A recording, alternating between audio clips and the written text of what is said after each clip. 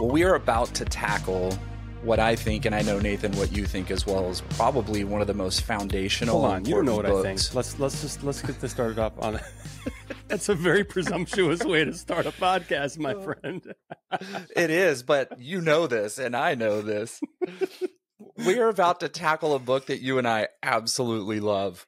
Yes. Something that I teach from in my mentorship program, something that I've read countless times, that you and I have both listened to, read, underlined, outlined, highlighted. I mean, it's like every time you read it, there's something else that jumps off the page. And I would say for artists, using the term a biblical book kind of makes sense as well.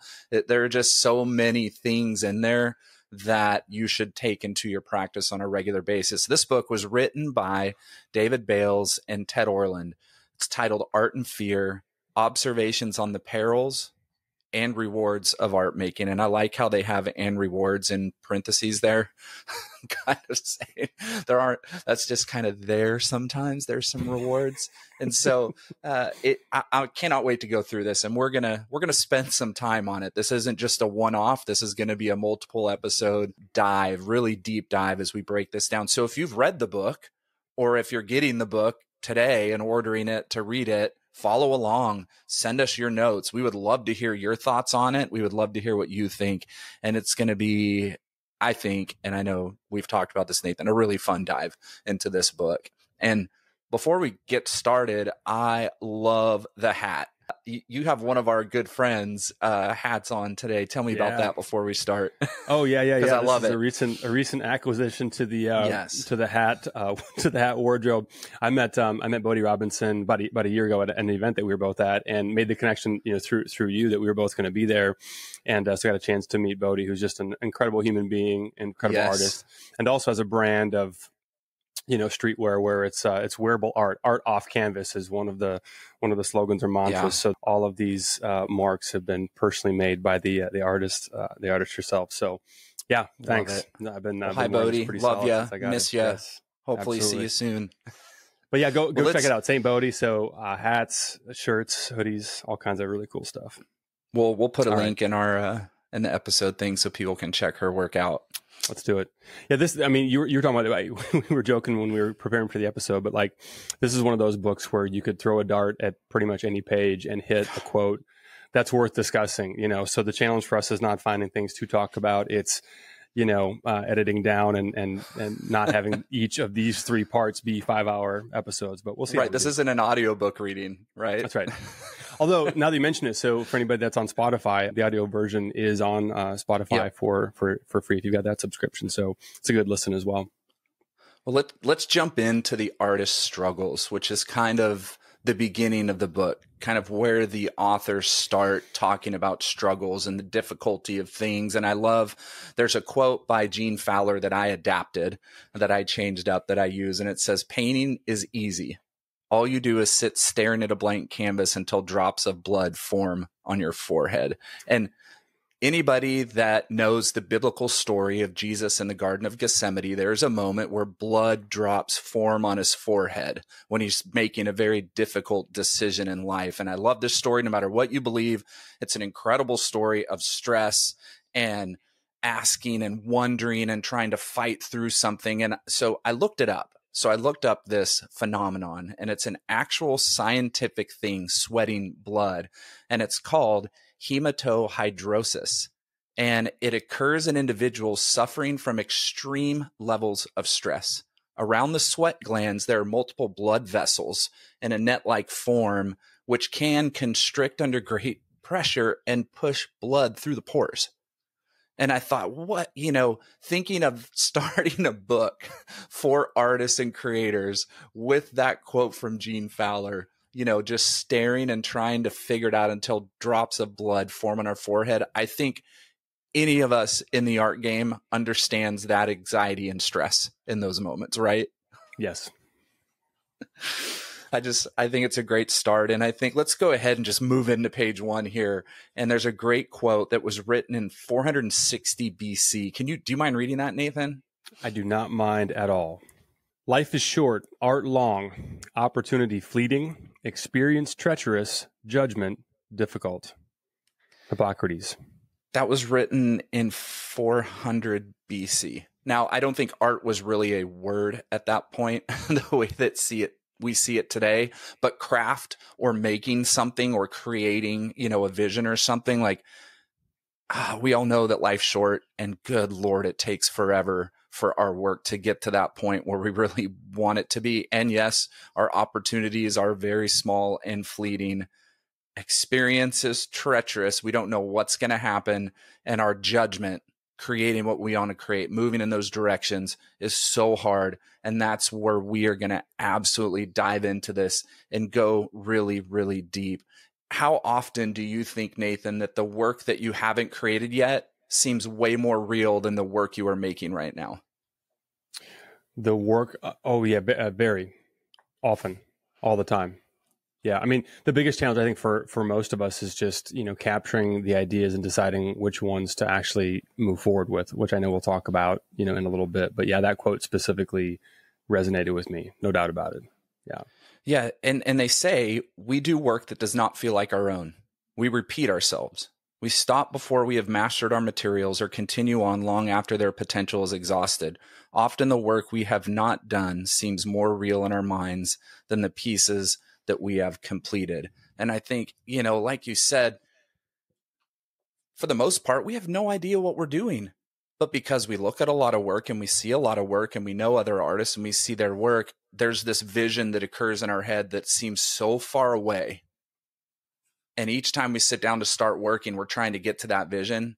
But then all of a sudden, it's nowhere near it. I mean, I screwed up so many paintings this week, just like had this vision in my head. And then I start rolling. And it's like, I'm nowhere near that. How do I get there? Like, how can I do that? Yeah. It's constant all the time. Yeah. It's treacherous. It's difficult.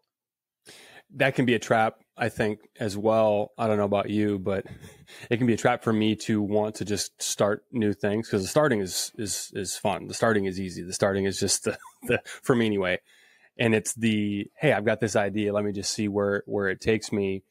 Whereas the future steps in the process become a bit more, laborious. That's where we're trying to resolve things and decide, is something finished and what does it need and those types of things. So because the idea of the unfinished work is so elusive, so attractive, and to your point, to the book's point, looks better in our minds than all the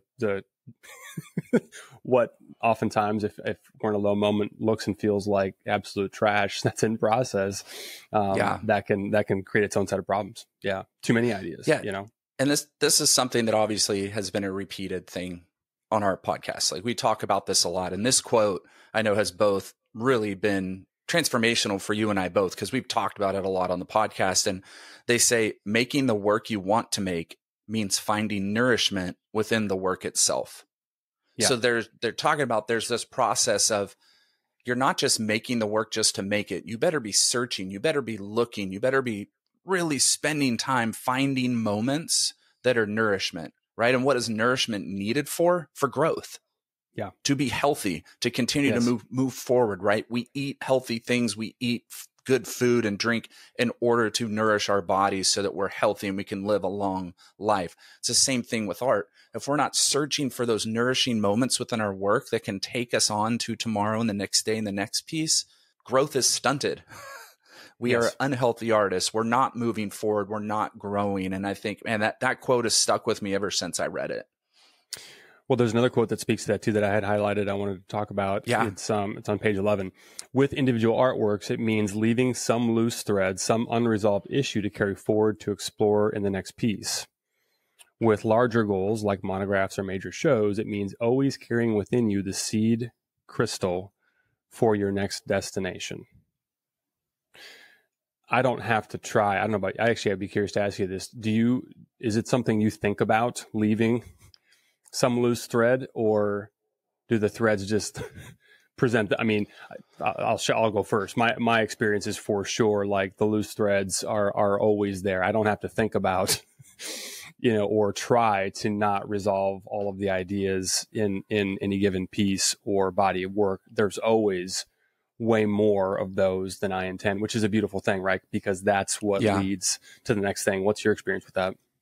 If our current goal is our only goal, just this piece, this work that we're working on, then we're not really leaving these unresolved issues for each work. Like you said, leaving that thread like kind of hanging.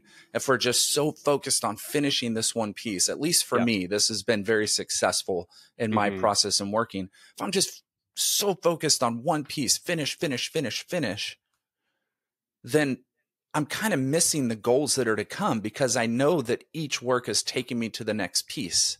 And if I'm so focused on this one and not looking for nourishment things, but focused on finishing, then I'm kind of stifling that growth for what could be coming next. So now when I'm working, I'm thinking about, where is the work going?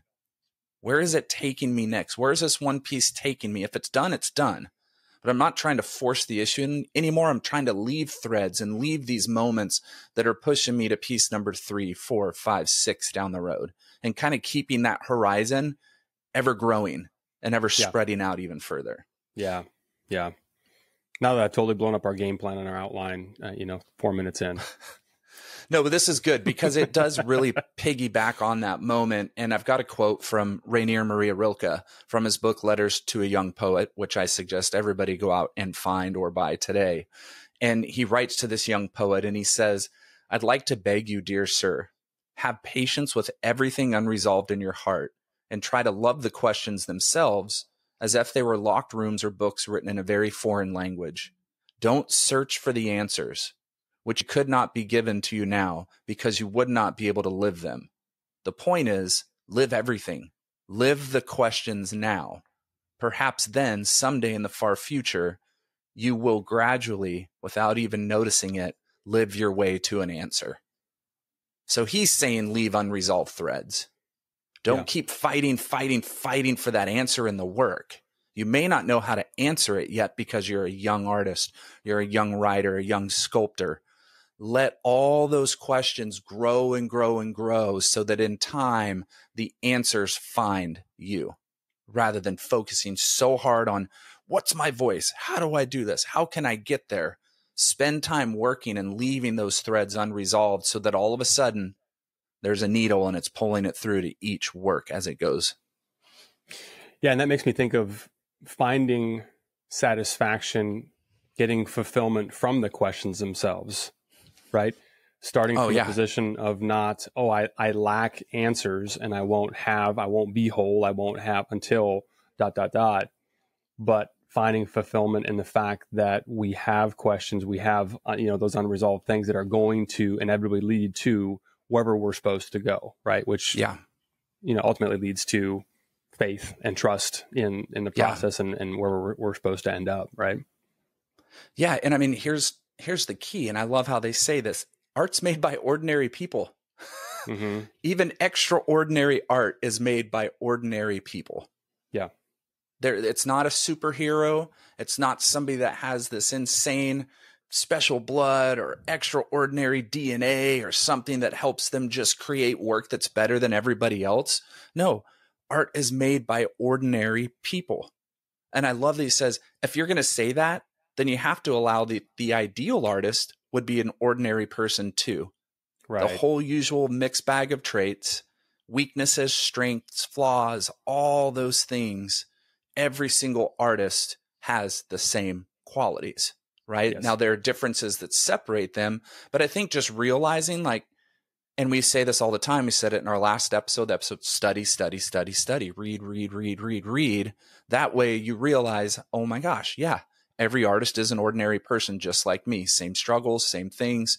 Yeah. And there's a confidence in understanding that. You may know it, but once you understand it, that's where the confidence comes from. Yeah, I think, Ty, for me, this book is just another reminder that it's not just me.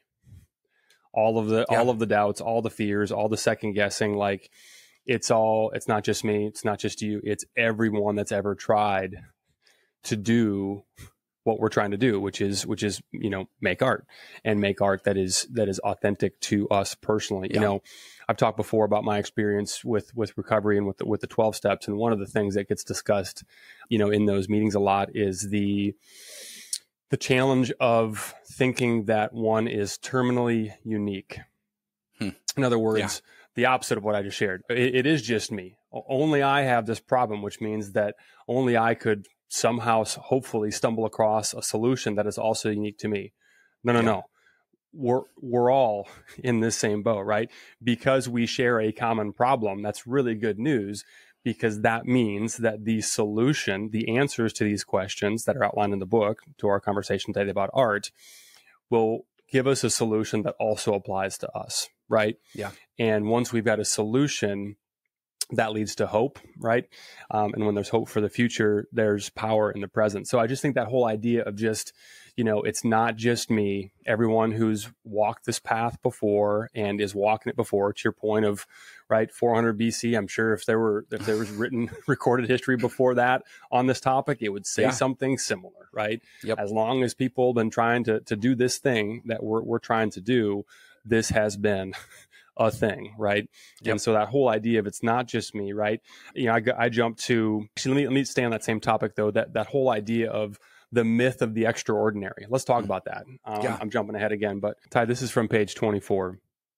It's easy to imagine that real artists know what they're doing and that they, unlike you, are entitled to feel good about themselves and their art. Fear that you are not a real artist causes you to undervalue your work. The chasm widens even further when your work isn't going well, when happy accidents aren't happening or hunches aren't paying off. If you buy into the premise that art can only be made by people who are extraordinary, such down periods only serve to confirm that you aren't.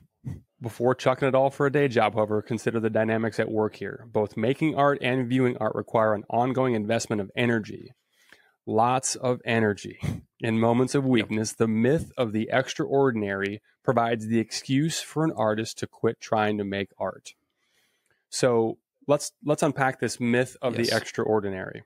And I want to pose a question to you because, in your program, you've worked now with dozens of different artists. I'm curious, have you observed this to be a common thing? Like if you had to pull a number out of the air, what percentage of the artists that you've worked with and had these deep discussions around this topic have those types of doubts and fears? In other words, that the artists who have done the things that they aspire to someday do are special in some way that they themselves are not. Almost everybody. Mm-hmm. I suspected you were going to say that. Yeah. If not 100%, 99.9%. Yeah.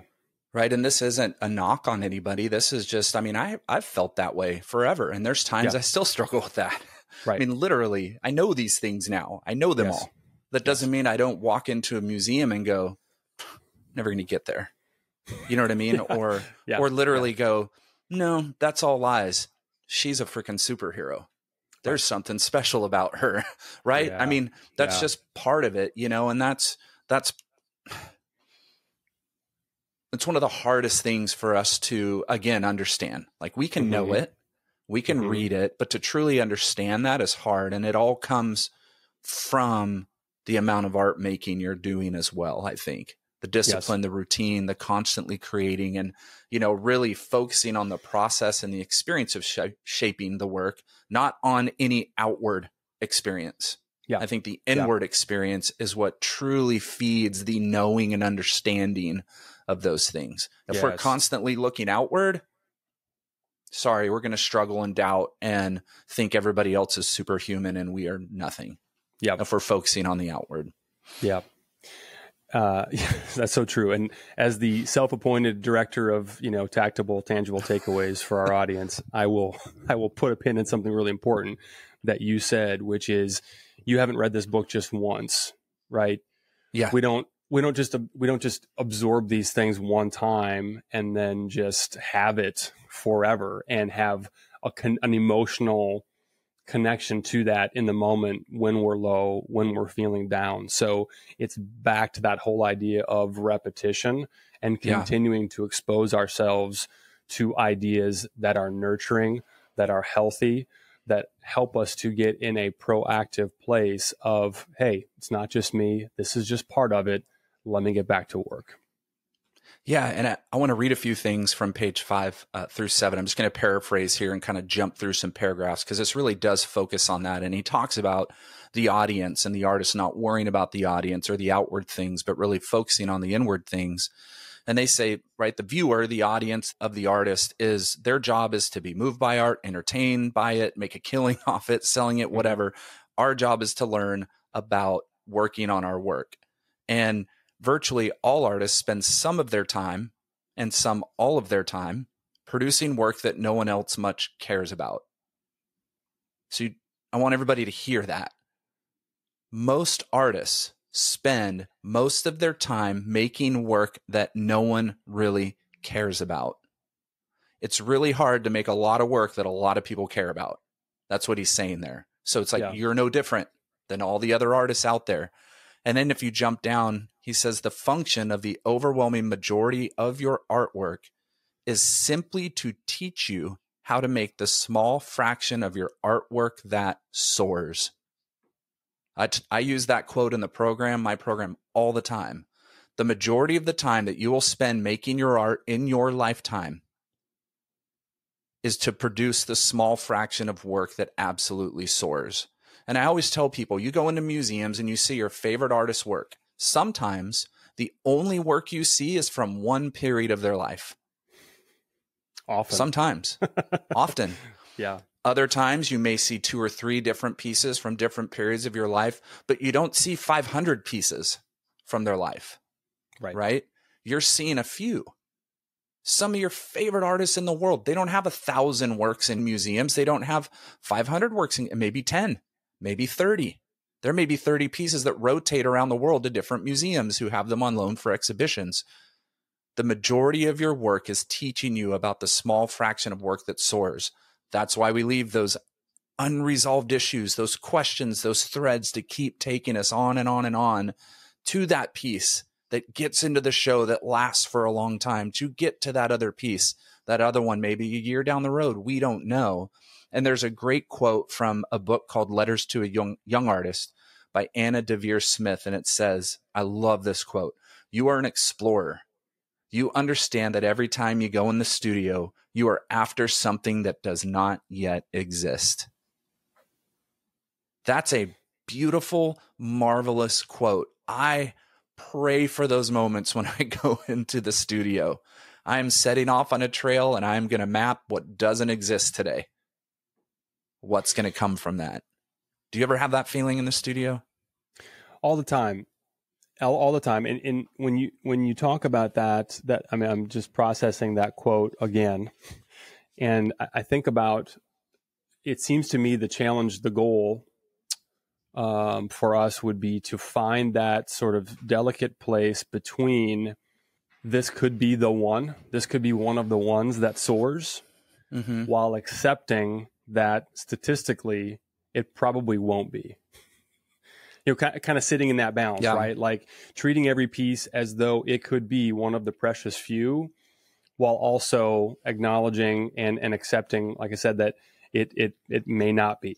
That leads me to a place of, you know, when I'm in the studio, to not over-identify with whatever I'm working on at the moment. And I don't know when it happened. At some point along the way, I actually got that and am now able to remind myself that not if, but when I am frustrated and certain that not just the piece I'm working on, but everything in process right now is absolute garbage.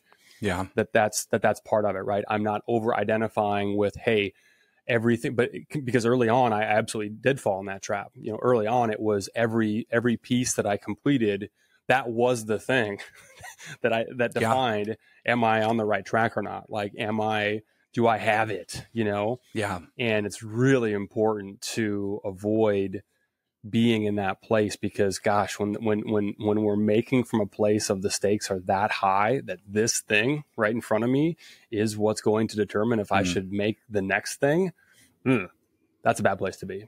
That is a place that I'm choosing not to live anymore, and would encourage anybody who might identify with having been or being now in that place to get to that point. So I'll ask you, what advice would you give somebody who maybe is still in that spot where they are over-identifying or putting too much weight into what they're working on right now, as opposed to having more of that art is long, long-term view of this is just another step towards me making my best work? Well, I think it's discipline. I think that it's discipline that sets those things in motion to change your ways of thinking and the way that you concentrate and the way that you focus, the way that you doubt, all those things that go into that Hippocrates quote, right? Discipline, I think, is the cure for the most part of those things.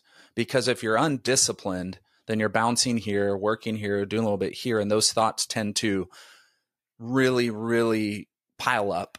Right? Really start to pile up and fill up. And then you're spending a lot of time thinking about those things rather than working through them in the work. And that's where I think the danger really comes, because that's when we get really doubtful on self.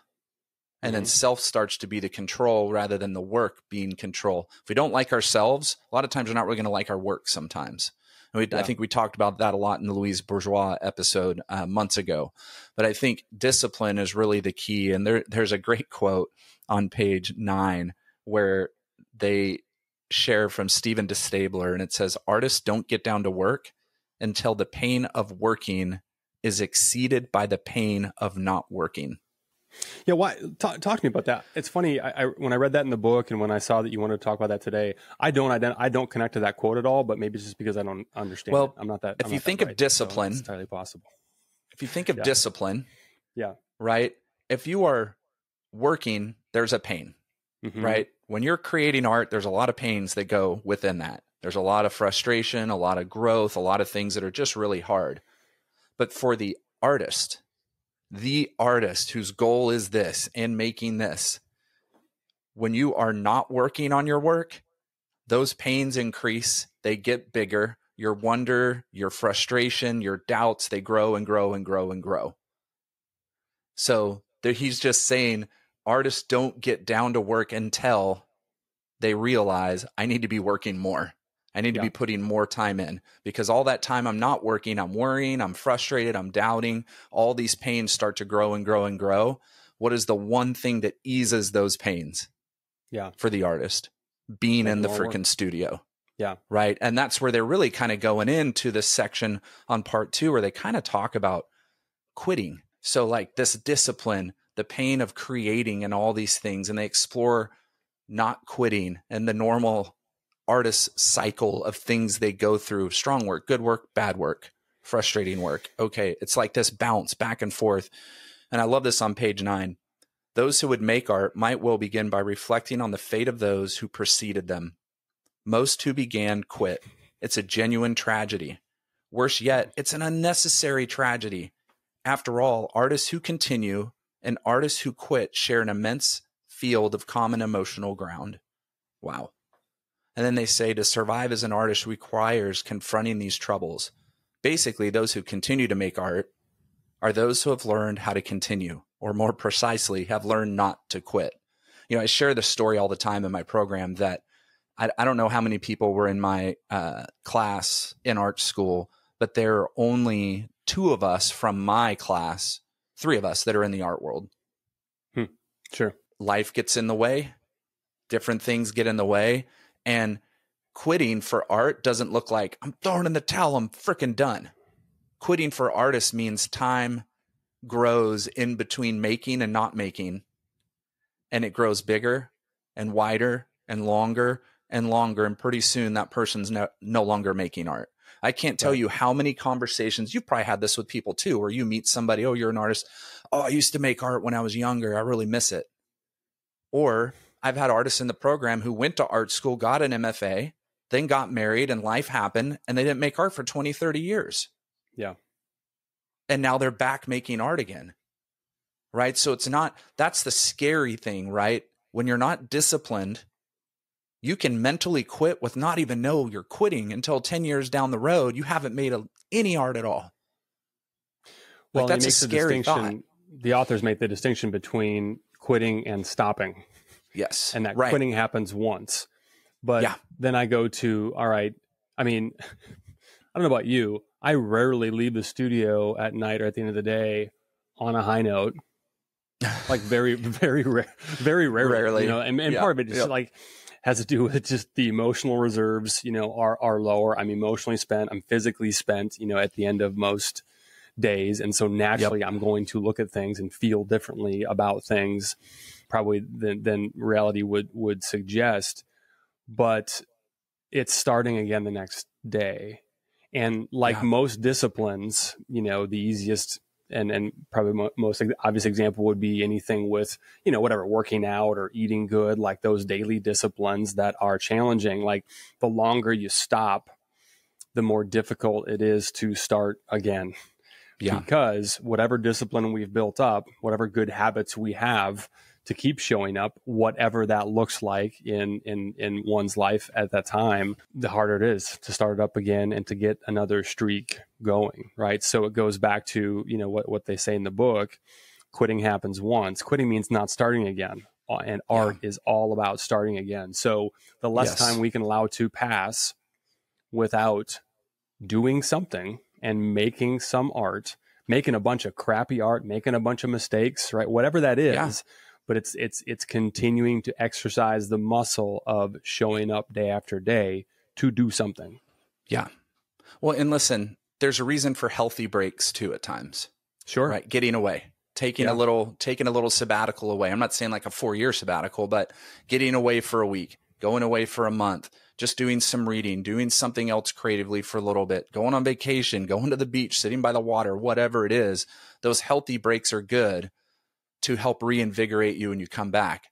Now, the problem with, right, that starting again sometimes is we all know when we take that little break and come back, we feel like we forgot how to paint or we forgot how to make something. We kind of come back into the studio and go, oh, I feel like I'm starting all over. Well, imagine that being 4 months, 5 months, 6 months, 8 months. That notion in your head builds and builds and builds, right? And then fear and doubt creep in and say, well, you weren't an artist anyways, or nobody ever saw your work, or you didn't have a place for it. Now all that resistance gets larger and larger. Well, and that to me, Ty, speaks to the value of intentional breaks where things are still happening, even if we are a flight away from our studio, wherever we're able to make. I mean, there's so many things, and this is one of the things I've learned from observing the way that you operate, having been in this game longer than me, in terms of, you know, when you're on trips and on vacations, taking the books, taking those, you know, biographies, journaling. I mean, there's so many things that we can do that continue to keep us in the game and keep our minds at keeping our heads and our hearts in a place of what's next. Yeah. That those breaks, when done intentionally, don't have to be the momentum killers that they would be if we just totally set it aside and did not. I mean, I make it a point, I know you do as well, like anytime I'm traveling, for example, to go look at art, to interact with other artists that live there. If I have a connection to a local artist, go to the local museums, local galleries, like that in of itself, you know, and then of course, taking pictures, journaling, like that can be the seed of the next thing as well. It's funny, we're talking about this. I was actually just looking back through my journal, my art journal, which I always take with me on every trip, my laboratory notebook. But journaling about that sometimes I have my best ideas and I'm able to have more perspective about what I'm doing and what's next when I'm removed, you know, from the studio, because anytime I'm here or near here, that this is probably just an idiosyncrasy to me possibly, but like anytime that I'm not back there physically doing things, I feel is wasted time. It's not. I know that's not true. But you know what I mean? Whatever. So when taking a break and went away from the studio, you know, doing those things where that's all I can do is super, super valuable.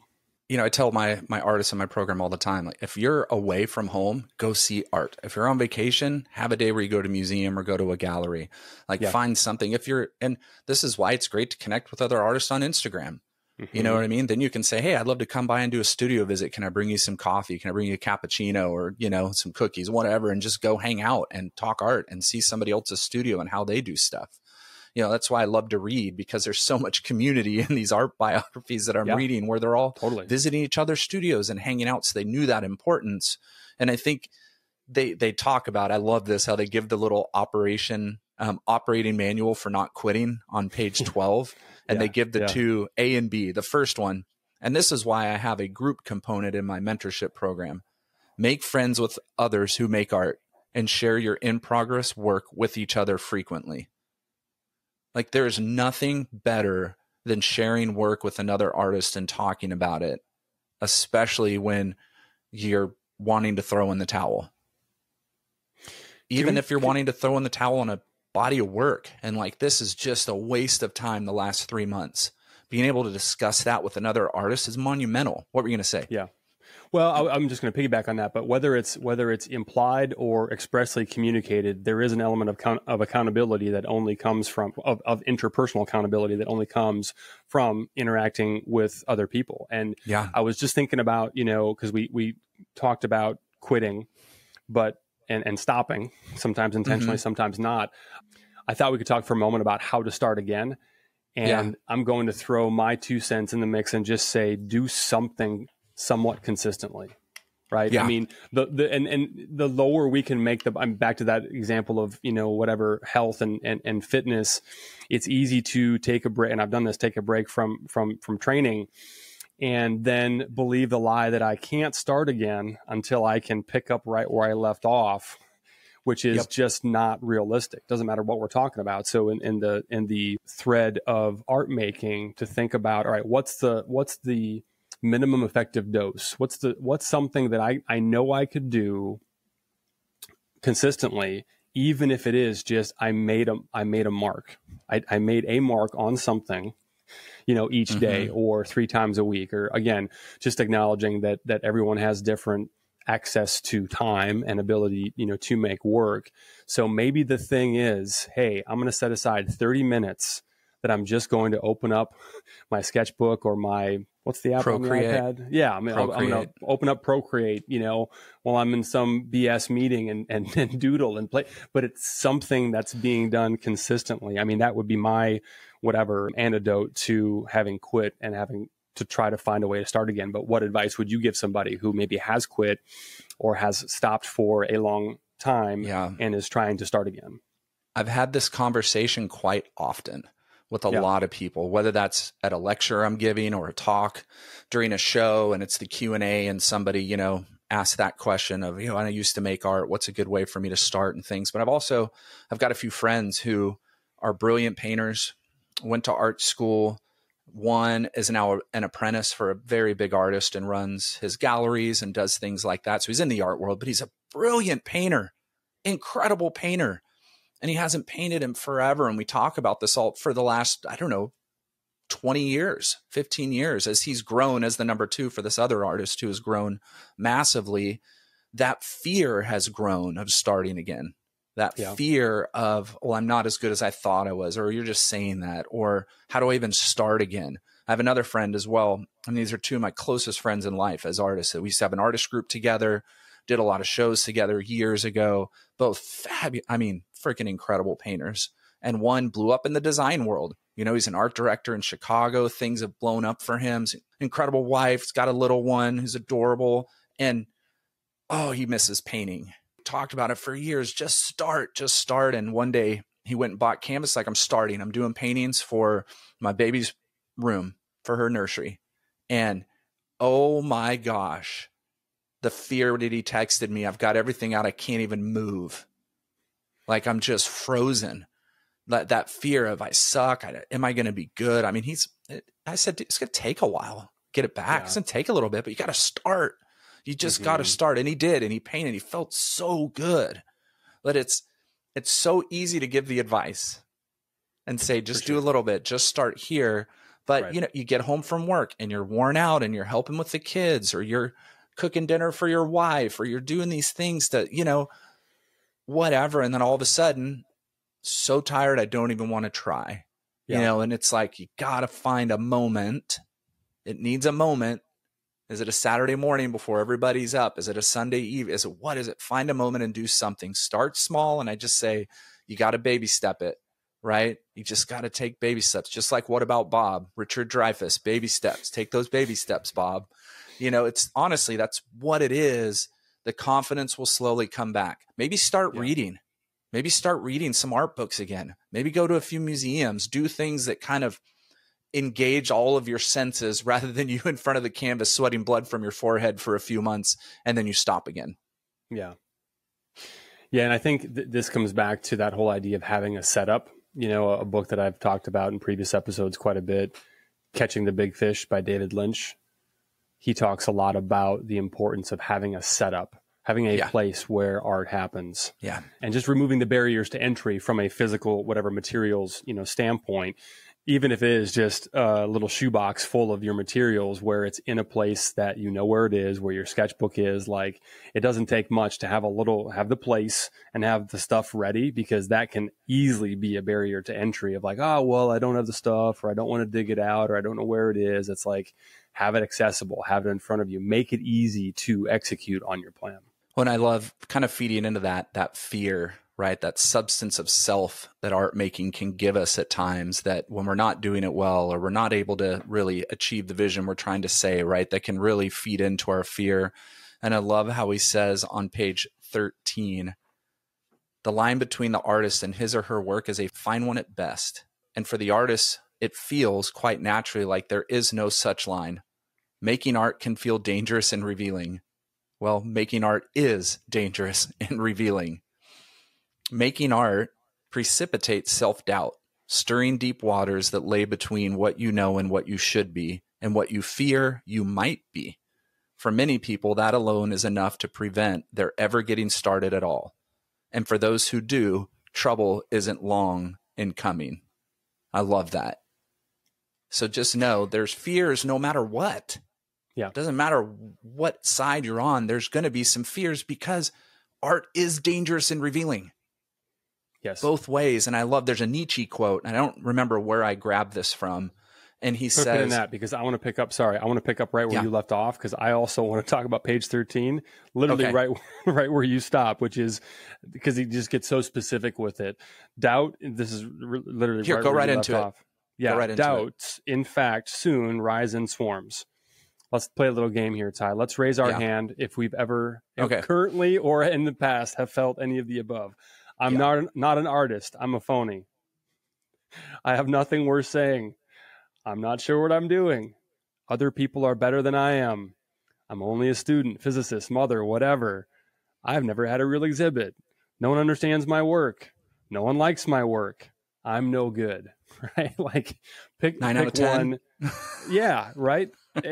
I mean, and so again, just, it's not just you. Whatever you're feeling, whatever doubts you have, this is part of it. This is part of it. Like it or not, if this is something that we want, that we are serious about doing in whatever form that looks like for us, this is part of it. And so just that whole idea of the extraordinary people, and again, back to that whole idea of reading and listening to the biographies and hearing other people talk about their experience and how hard it was for them consistently, it just gives us peace back to that, hey, we've got a common problem for which there is a common solution. Well, and this is chaos. Yeah. The artist's life is chaotic because of all those doubts, all those things we tell ourselves, all these things. And I came across this Friedrich Nietzsche quote that I absolutely love. And he says, one must still have chaos in oneself to be able to give birth to a dancing star.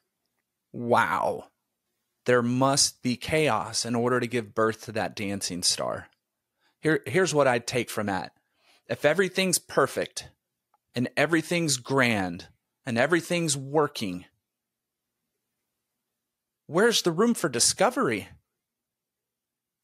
Where's the room for that dancing star to birth into the universe and explode from something else and give light to that area that draws the eyes to it, that makes somebody just go, wow.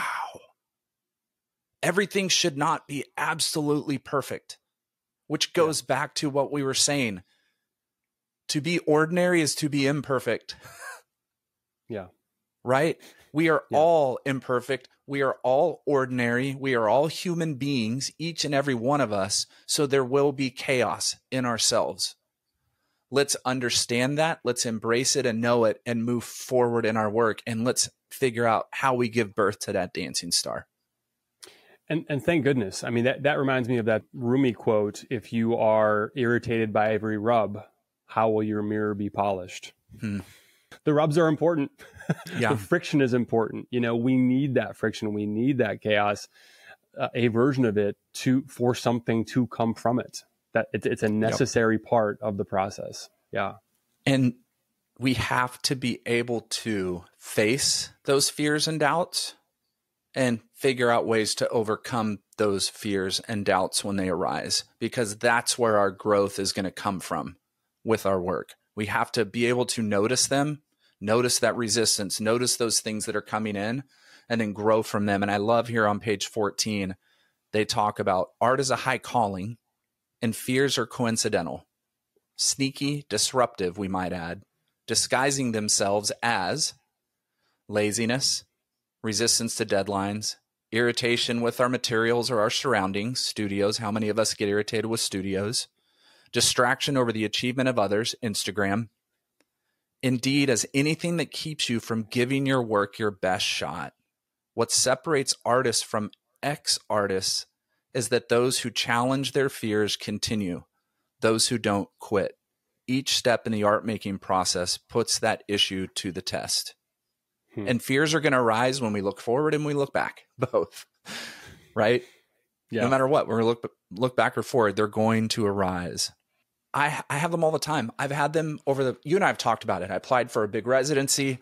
I did it on the last day because I thought I'll never have a shot. There's no way. Why in the world would they choose me?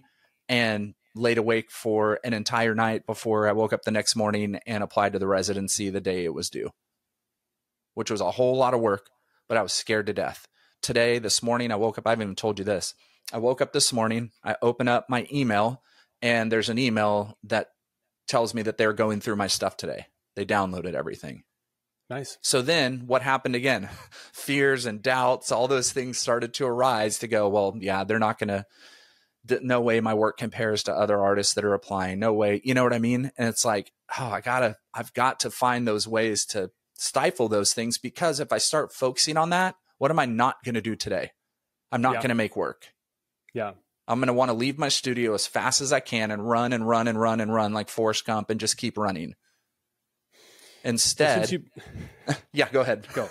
Well, since you brought it up, I'll ask you, because I'm genuinely curious. I'm thinking about this for myself as well. But do you think that what you experience in terms of the resistance that caused you to wait in the first place, and then what you're experiencing now, knowing that they're looking at it and evaluating it, do you think that fear comes from a place more of just not getting that opportunity, or a data point that would suggest that you don't have it or what it takes, or that it's that I don't have it or what it takes?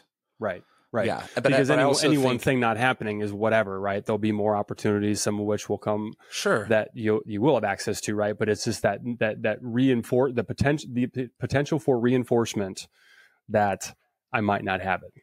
Yeah. Yep. Mm-hmm. Yeah. Keeps me awake at night. Yep. Absolutely.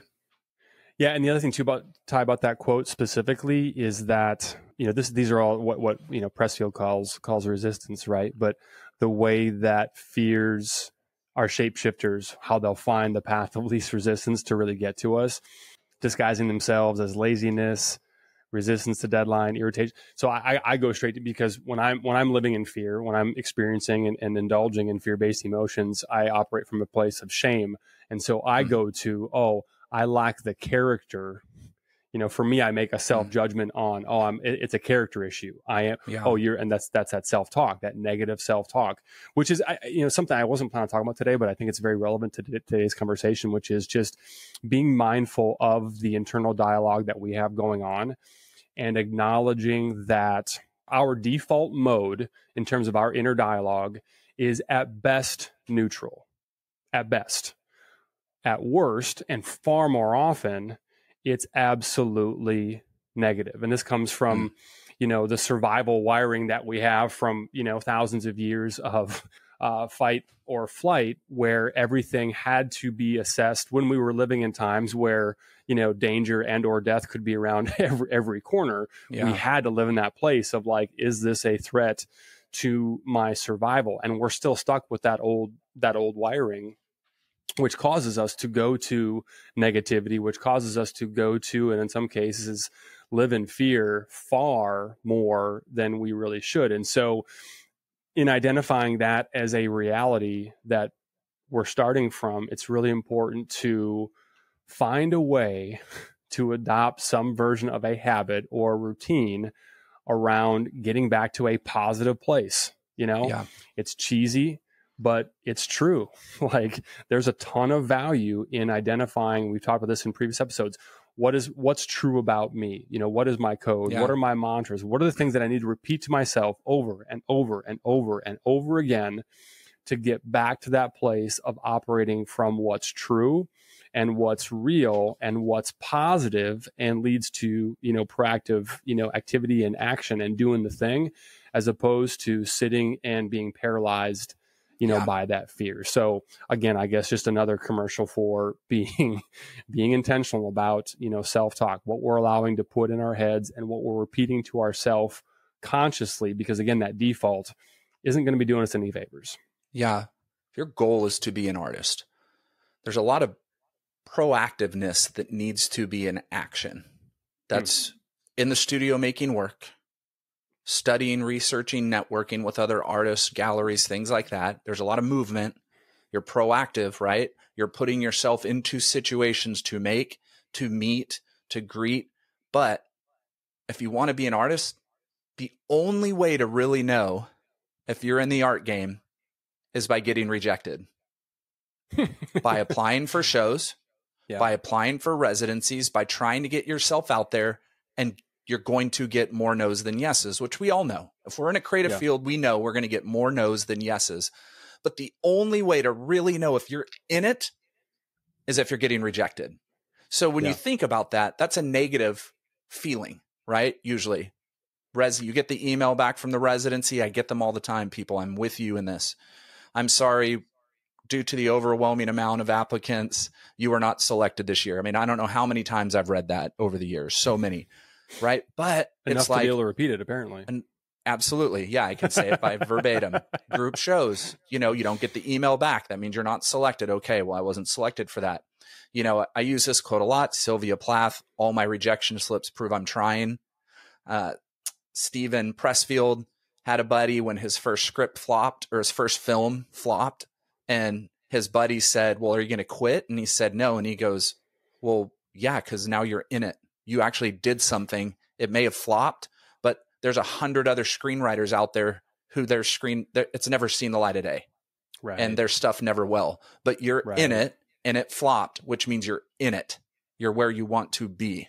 So that's kind of that thing of, you have to be able to recognize, dang, I didn't get into one residency this year or one group show, but I got denied by 20.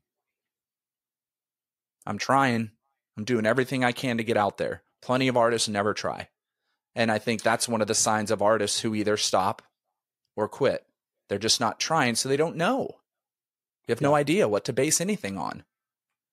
Anyways, I'm rambling. We have to face and overcome fears. That's the point. Mm-hmm. We have to be able to face and overcome these fears. So prove to yourself you're trying. Prove it. The only way to prove it is to actually get stuff out there and try. Put it out there. Okay, here we go. So we talked in the beginning kind of about how whenever we set out to do something, we're never able to kind of reach that vision we have for the work. It kind of comes out totally different or unexpected, right? Plenty of times I sit down and go, here we go. And then I start and I step back and go, how the frickin' hell did I get there?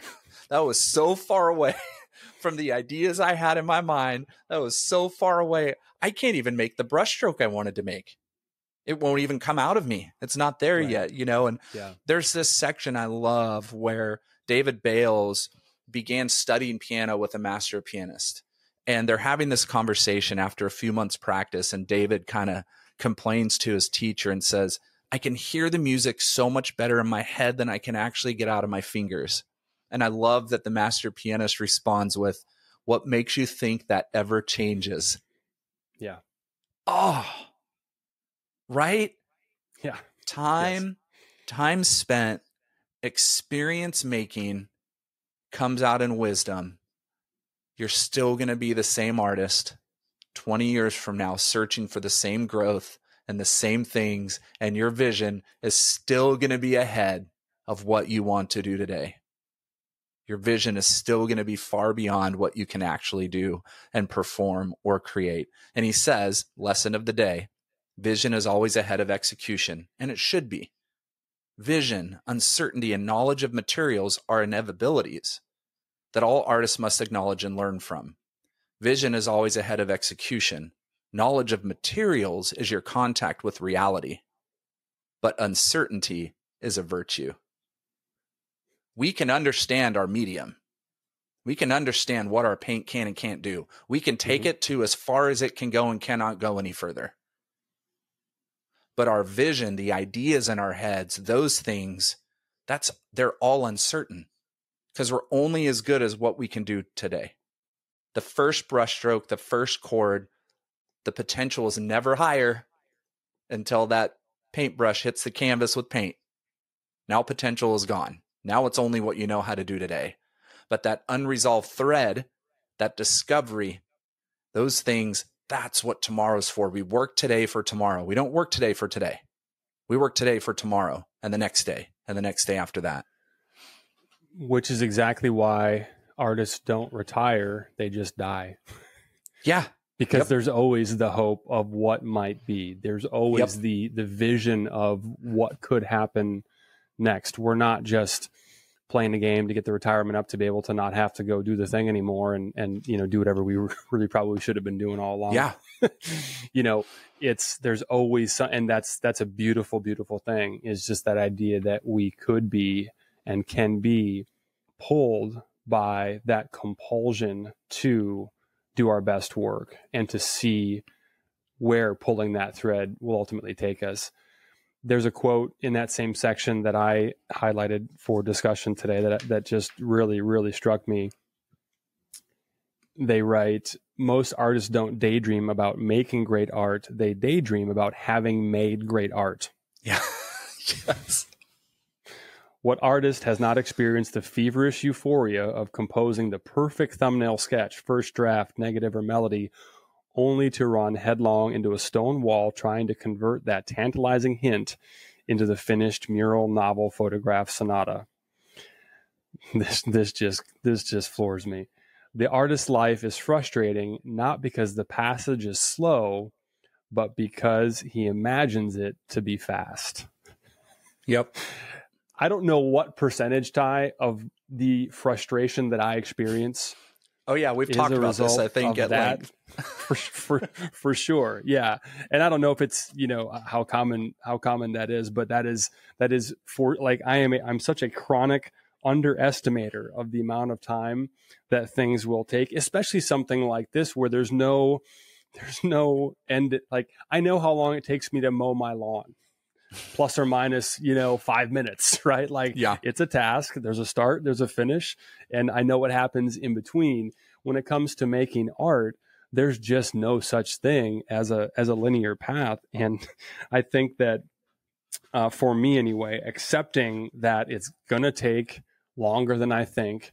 So maybe, what if I just went back to square one and tried to eliminate a desire to put a time on it at all, to try and at least reduce the stress and friction that I experience from attempting to put anything on a timeline, They use a great example of Tolstoy in the age before typewriters. He rewrote War and Peace 8 times and was still revising it when it rolled onto the press. So I looked it up. War and Peace is 1,225 pages, 587,000 words. He rewrote that by pen on paper 8 times to get to a right? To tell a story that he felt true inside that he had to write. Think about the time it took to actually flush things out and then reflush them out. I can guarantee each rewrite had some thread that was left loose that he kept thinking about that made him go, I need to rewrite it. This character arc needs to change. This story didn't intertwine the way I thought it would. And he's laying in bed at night and going, but no, it does. Okay, I got to rewrite again. Think about that. I mean, that's fascinating to me. That's beautiful to me. That's incredible. Crazy. It's insane, but beautiful. I have nothing to add to that. Like, how can you add to that? It's kind of like, well, I'm whoa, trying. okay, wow. Yeah, no, I get it. I'm trying But here, to I have a be, question for you. yeah. I have a question for you because this goes into the gap between vision and execution. This is something I think is a real strength of yours. But I want to read these two parts on page 16. The development of an imagined piece into an actual piece is a progression of decreasing possibilities.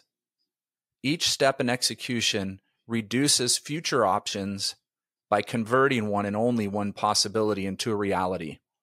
Yeah. And then I love that they say, all you can work on today is directly in front of you.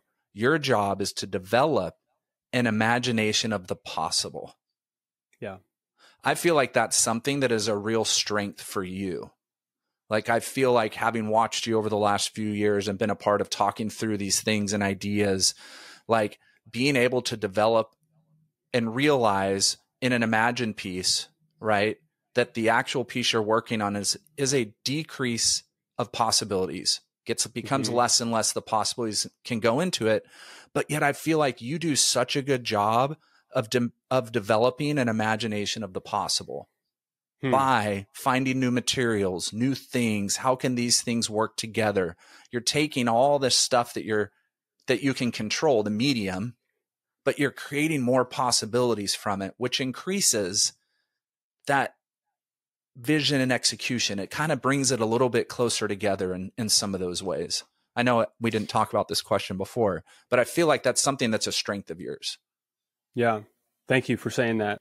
Well, it's funny because when I was rereading this to prepare for today's conversation and the material section came up, I was going to talk about that, but then I realized like, well, that's probably not, common to the majority of people that have a medium, because I mean, there was some reference to like, hey, whatever medium you're working with, the materials have, limits, and you're going to reach you're going to learn about and understand your material. Yeah, there is actually a quote from that section, Todd, that I had highlighted, but I wasn't going to talk about. But for many artists, the response to a particular material has been intensely personal, as if the material spoke directly to them. And that, if I have any strength in that regard, it is listening to the way that material speaks to me, which is limitless because there's so much material in the physical. It's nothing but material in the physical world. And so even just back to our example before of like how we can be working on how we can be furthering the work even when we're not in the studio. I love traveling to different places because the types of the way that they would make walls and retaining walls, the way that they pave the roads, is different. And so the way that material degrades over time, the way that the packing crates that I would find in dumpsters in other countries is different than the way that it would probably fall apart or burn or scrape or whatever here. So it's just that listening. I think if there's anything, and we'll talk more about that, I know in a future section, but just that intensely personal relationship we have with the material, which to me it creates a lot of opportunities. My biggest challenge is just trying to isolate. I was talking about my frame guy, master woodworker Dean, who was at the studio yesterday, who does all the anatomy of my pieces and helps me figure out how to put all these different items together. We were talking, and the biggest challenge I have is identifying, like, I've got an entire library of materials that it's just the challenge is just identifying, like, all right, which ones are going to play nice together or not, right. But in an interesting way. But that's just the chase, right? Like, that's what's exciting. That's what's fun. It's just the chase of like, wow, this probably isn't, back to our earlier point, this probably isn't going to be one of the ones. Yeah. But it might be. Sure. It might be one of the ones that really soar. And so it's just that chase. Yeah. Well, I love everything you said here wraps up in this little section on page 20, where he says, in making art, you need to give yourself room to respond authentically, both to your subject matter and your materials. And I think that's what you were just saying is just wrapped up in those two sentences. So I want to read it one more time. In making art, you need to give yourself room to respond authentically, both to your subject matter and your materials. So we talk about this all the time. Spend time thinking, spend time looking and processing in solitude, whatever it is, meditating with your work. But you need to have that time to respond authentically. Think through it. How are these things working? How are these working together? Are they working? Are they not working together? And have those conversations with yourself. I think it's highly important. And then I love here that last paragraph on 21. People who need certainty in their lives are less likely to make art that is risky, subversive, complicated, suggestive, or spontaneous.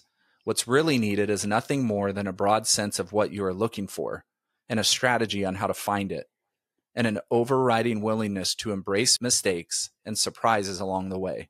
Simply put, making art is chancy. It doesn't mix well with predictability. Uncertainty is the essential, inevitable, and all persuasive companion to your desire to make art. And tolerance for uncertainty is the prerequisite to succeeding. And we've talked about this at length. I don't know, maybe in every podcast that we've had. Leave room for the mistakes. Leave room for uncertainty. Leave room for discovery within your work. Well, and that word tolerance is really important because that suggests that it can be developed or it can be increased. We increase our tolerance to things that we are exposed to continuously. And so if we then continue to expose ourselves to uncertainty, our tolerance for it will increase, which to the excerpt from that book, in theory, ought to increase the chances of us making authentic, interesting work. You know, from that same section, there's one quote from page 19 I was really excited to talk about. They write, "The truth is that the piece of art which seems so profoundly right in its finished state may earlier have been only inches or seconds away from total collapse." I mean, yep. Yes. To it, every one that, you know, ends up being shared, being shown, whatever. Like I could literally look at every piece hanging, you know, behind me. You know, I got some work back recently that I had made and sent out the door right before a show that I hadn't had a chance to sit with. You know, but was doing that and remembering. In fact, actually, I reposted a process video of one of them, and I remember, you know, just one of the clips, just remembering how I felt on that day, how I felt in the thing that ended up being something, but just realizing like all of the, again, back to that whole idea of perspective being so critically important, how we only see in others, you know, the finished, polished work, right? Like I threw a bunch of clips together and then shared a finished piece, and it appears as though, you know what I mean? Like the work was some, you know, very, very well planned and executed, you know, piece where A led to B led to C. No. That's just not the case at all. Right. And so living in that uncertainty, realizing that, and just that moment for me of revisiting that particular day, I know I was freaking frustrated as all get out. I was ready to stop. I'm positive I left that session. I threw stuff back inside. I shut the door. I went home and I said, I am quitting for today. I'm going to start again, you know, tomorrow. But it ended up in that case being something, but it only makes sense at the end, if ever. Well, but if it's ever going to make sense, it won't be until the end. It may never at all. And that's okay too, right? In terms of just living with that uncertainty, but just that whole idea of like acknowledging and accepting that it's not supposed to feel good in the moment. It's not, and it does sometimes, you know, for sure, but just realizing like in all of those moments that don't feel good, like that's okay. That is just part of the process. If it's going to make sense, it won't be until the end anyway. And so embracing the uncertainty as a path to get to where we're trying to go is a really good mindset to attempt to adopt and live in. Yeah. And how do we know that pieces are only minutes away from total collapse? Because we've gone too many minutes past too many times and completely collapsed the work. So overworking the piece. How do we know that fine line is so fine to a work being complete or a work being ruined? That line is so fine. And I mean, I've had this conversation this week. I mean, so many artists who go through my program, we have this conversation, we're critiquing work. I ask questions, they tell me things, you know, and then they go back and then they'll send me a picture of the piece and go, I ruined it. I knew I should have stopped. I felt good about it. I actually felt good. But there was this one thing that in my head I started to question, and then I couldn't stop questioning it. So I went to adjust it. And now I've completely ruined it because that adjustment led me to adjust it something else and then something else. And now the piece is done. So I also think when they say that a piece is moments away from total collapse, also means so many times we go into total collapse because we overthink and we don't spend enough time really thinking through it and looking at it and talking. We just kind of attack things in a moment thinking, oh yeah, I can definitely make it better. Sometimes that's the work saying, I'm done. Don't touch me. If you're overthinking it, you're going to ruin me. Yeah. Well, we talked about this in the Amy Silman episode from a couple episodes back. That was a really interesting discussion point. We identified that this is one area that you and I fundamentally disagree on. And I think I might be in the minority, in this regard, but I do not subscribe to the belief that a piece can be ruined, that you can go past. I mean, for sure you can go past a point where it would make sense to stop, or it may have been better, to stop.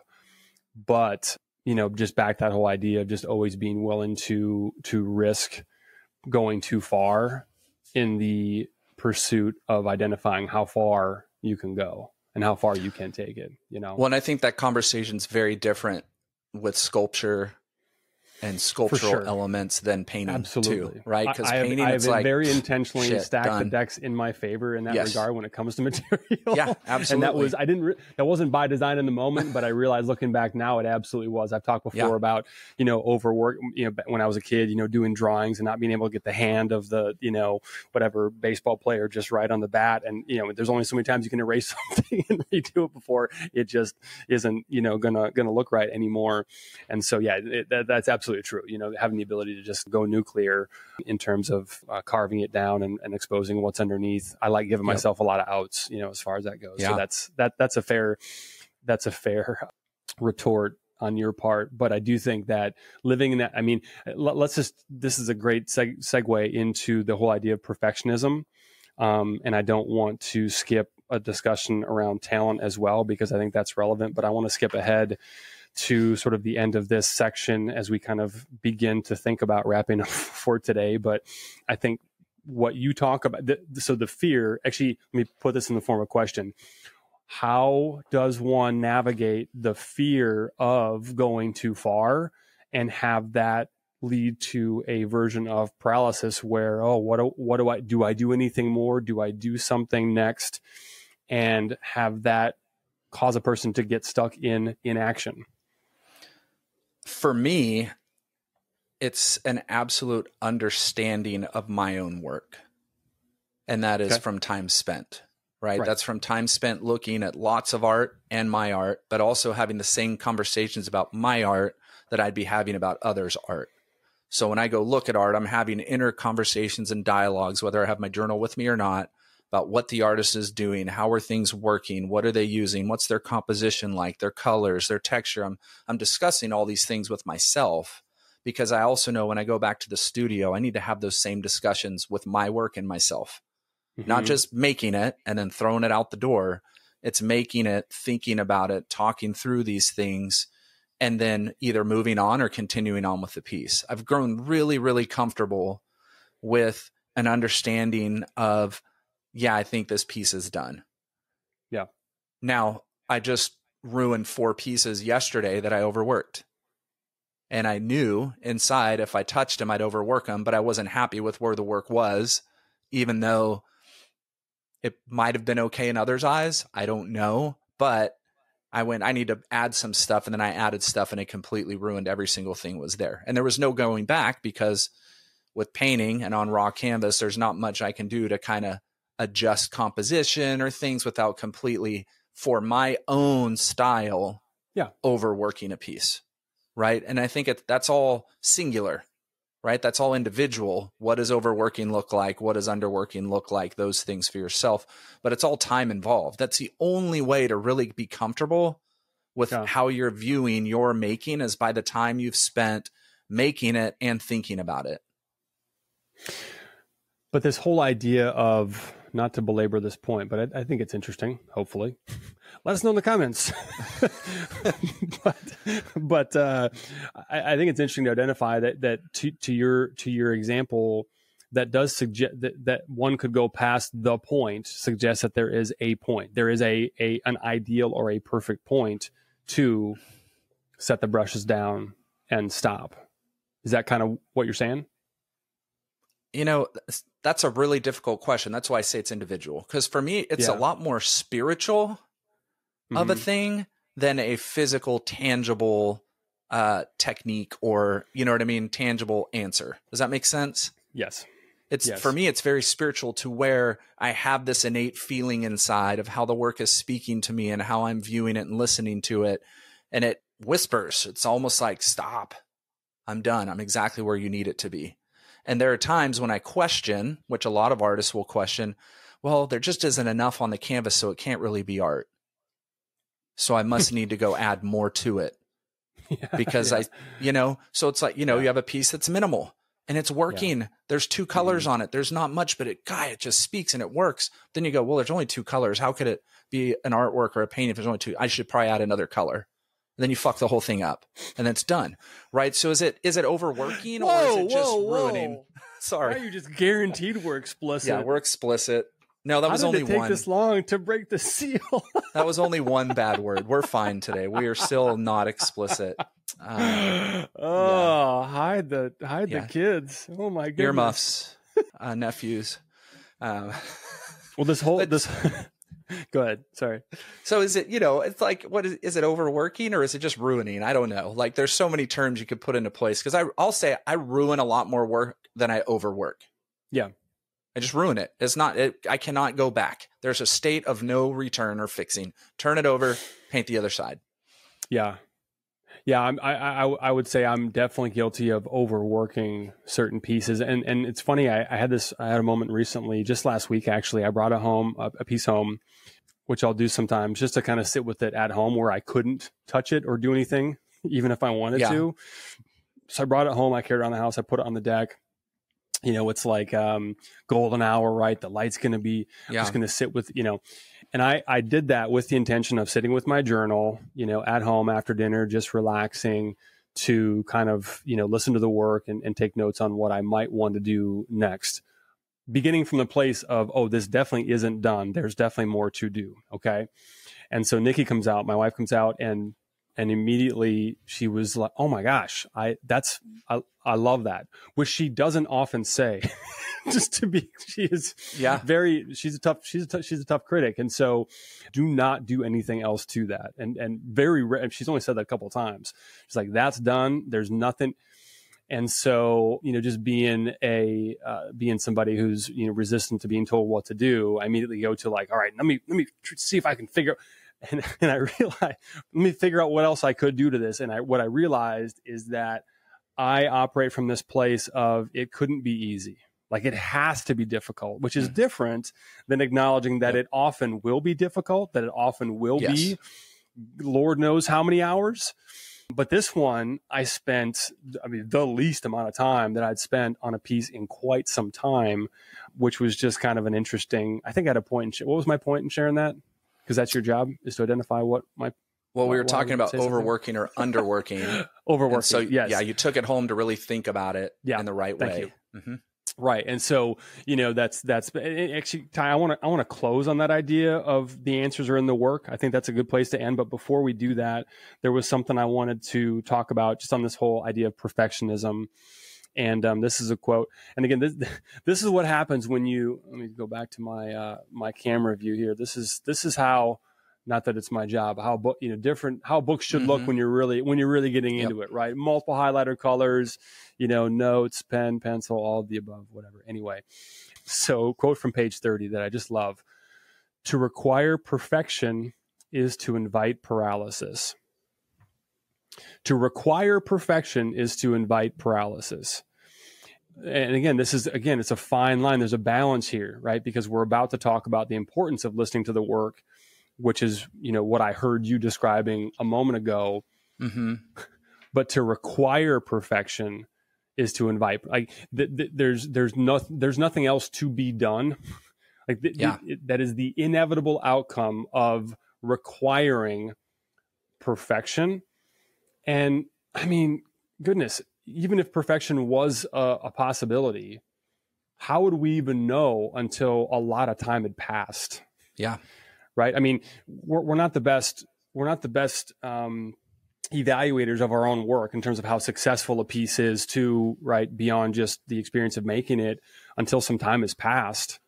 I mean, wouldn't you say that's true for you as like some time Absolutely. to actually sit with something, you know, weeks, months, years to be able to look back and be like, that's a strong piece that holds up today, you know? Well, yeah. And they speak about that here. He says, you make good work by, among other things, making lots of work that isn't very good, and gradually weeding out the parts that aren't good, the parts that aren't yours.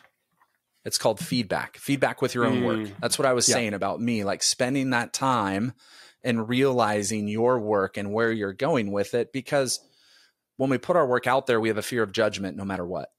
And they definitely read the judgment part in the book, everybody. But they talk about how fears about yourself prevent you from doing your best work, but fears about others' reception prevent you from doing your own work.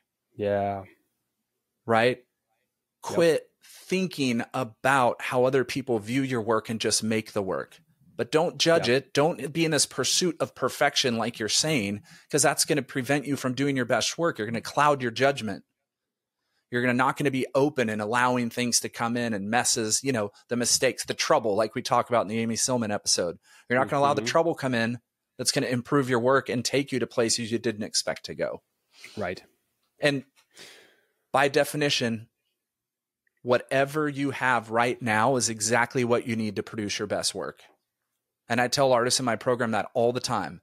The tools you have now, the mediums you're using now, the skills and the knowledge you have now is exactly what you need to produce your best work today. There's no magical thing that's going to pop in tomorrow that's going to make your work so much better tomorrow than it was today. Like, you have what you need. So be confident in yourself. Yeah. Be confident in what you have. Make the best work you can make today. And if your focus is that, it's going to continue to guide you to the next piece and the next piece and the next piece. Look at your development, Nathan, from when you came into the program early on, when you really started making, it's night and day. You listened to the work, you studied, you let these things that you love influence things. You played with mediums, you experimented, but you weren't worried about making that perfect piece right now. You screwed around, you played, you did things, you gained inspiration from other things. And then, like they said right here, you started gradually weeding out the parts that weren't good, and even some of the parts that weren't yours, that were from influences and things that ended up becoming yours or improved upon others to what you're making today. That's the journey, right? Rilke says it's the cell of your art. You discovered the smallest constituent element, the cell of your art, that tangible, immaterial means of expressing everything. You found what those things were for you to express everything you want to express. And it's from the search and the time. I appreciate you saying that. If I have any strength, it is that insatiable curiosity and a willingness to make glorious mistakes in the pursuit of finding, you know, whatever that thing is. And I think that is, I really do believe like that is a recipe, but it's certainly, you could do a lot worse in terms of finding a path to accelerate one's growth as quickly as possible. You know, I don't want to go through this first section of the book without talking about this idea of talent. Yeah. Because I think it's a really interesting conversation, and it's one that I want to at least spend a minute or two on. This is a quote from page 28. They write, "Talent is a snare and a delusion. In the end, the practical questions about talent come down to these: who cares? Who would know? And what difference would it make?" And the practical answers are nobody, and none. So they very intentionally make an effort to redivert our attention from this idea of this magical idea of talent elsewhere into things that we can control, right? So when they answer those questions with essentially the answers to those questions don't matter. You know, what I hear is focus on what you can control, right? But I love this. They even do a Q&A, right? A brief digression in which the authors attempt to answer or deflect an objection. Question: aren't you ignoring the fact that people differ radically in their abilities? Answer: no. Question: but if people differ and each of them were to make their best work, would not the more gifted make better work and the less gifted less? Answer: yes. And wouldn't that be a nice planet to live on? Yep. So I think this is really important because, there's a book that I may have mentioned in a previous episode, but it's a phenomenal book called Grit. And the name of the author is Angela Duckworth. And in it, she talks a lot about the importance of effort. So the whole premise of the book is that talent times effort equals skill, and skill times effort equals achievement. And she breaks down a number of different, areas in life where this applies, from athletics to academics to the arts. I mean, there's really no limit to how, and it's a really well-written and well-researched book. But the point of that little equation is that effort counts twice.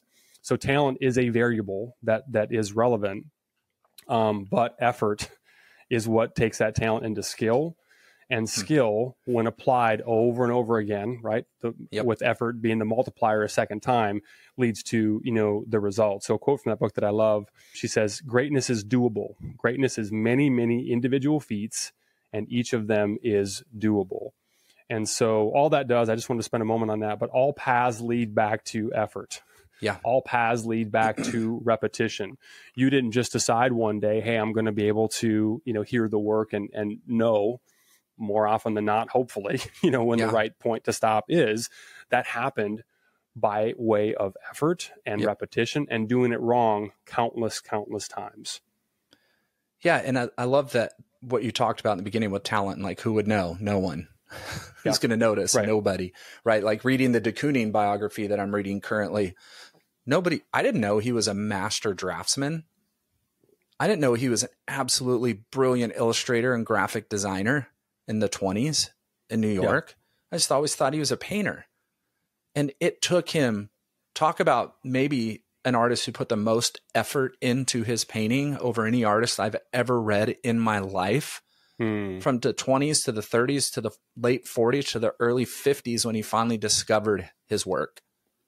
He had so few paintings leave his studio in that time, because he was constantly working and reworking and reworking and retrying, and effort. Today, nobody knows that unless you've read the de Kooning biography. You go and you see his paintings, you go, that's a de Kooning. Okay. You don't know all that effort that went in to get to that de Kooning is immeasurable by any standards of artists in history. Almost immeasurable. Right. It took him so long to get to that point. But nobody's going to go, well, he was a master draftsman. He went to art school. He had a classical background. He learned at the academy. Nobody knows. Nobody cares about that stuff. They look at those pieces and they go, whoa, wow, formidable, whatever. Right. So it's like talent. Yeah, he had talent, but it was in something else. Right. That nobody cares about, nobody noticed, and nobody saw, is where the raw talent was. But it took the effort to get to be de Kooning that we all know and recognize. A whole lot of works that don't look anything like de Kooning's were made by de Kooning to get to a point where he could make de Kooning's. Yep. Yeah. All right. I want to close for real this time on really circling back to something we talked about before, but just pulling a couple of quotes from the book that really bring it home in terms of listening and the relationship that we have with the work. So from page 35, what you need to know about the next piece is contained in the last piece. The place to learn about your materials is in the last use of your materials. The place to learn about your execution is in your execution. The best information about what you love is in your last contact with what you love. Put simply, your work is your guide, a complete, comprehensive, limitless reference book on your work. There is no such other book, as it is yours alone. It functions this way for no one else. Your fingerprints are all over your work, and you alone know how they got there. Your work tells you about your working methods, your discipline, your strengths, weaknesses, your habitual gestures, your willingness to embrace. The lessons you are meant to learn are in your work. To see them, you need only to look at the work clearly, without judgment, without need or fear, without wishes or hopes, without emotional expectations. Ask your work what it needs, not what you need. Then set aside your fears and listen the way a good parent listens to a child. I read more than I intended to, but I just got excited. I think it's all relevant. I use that throughout my entire program that's woven in. Yeah. Everything I talk about, everything I teach in my studio, that's woven in. I spend time looking at every last piece to see where it's taking me, to see what's going to come in the next piece. Sometimes it's an absolute radical development and change that takes this piece to something so new and so different. Or maybe there's something that works so well in that piece that it gets carried over into the next piece, has those elements of what I saw. But I'm constantly looking for discovery, always. And every piece I make, I'm studying moments and things and going, oh, could I take that and increase it? Or would that be too much? Could that work? Could this, where is this telling me to go? What's it? And like we said, sometimes it's the trouble in those mistakes that take you to the next moment. So don't discount those things. Look at the things that are working and the things that aren't working, both with equal measure. Yeah. Where is it taking you? Well, and that just speaks to that last line. Ask your work what it needs, not what you need. Yes. Let's talk about it. All right. Hey, what do I need? Well, I need this piece to be fantastic. I need to feel great about it.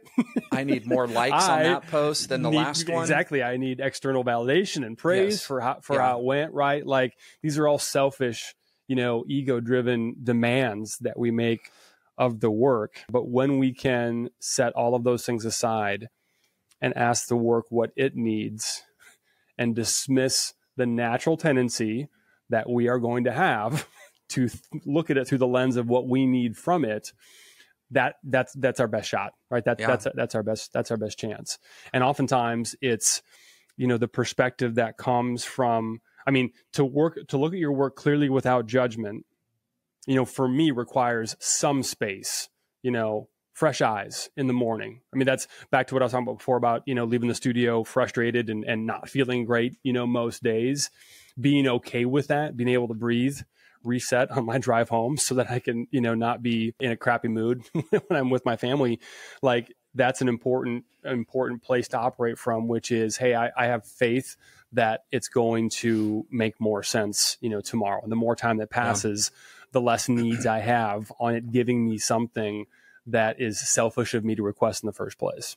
And just know that this journey of creating art is about persistence, sticking with it, staying to it.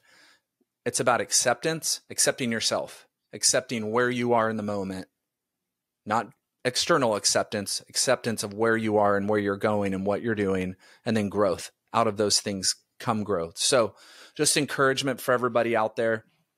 Document your process. We talked about in the Amy Silman episode. Document what you're doing so you can go back and look at it when you get home, when you're not at the studio, when you're off on vacation, when you're have the ability to go back and look at what you're creating on a regular basis and study the video or look at the things you're doing. Embrace your fears. Embrace them.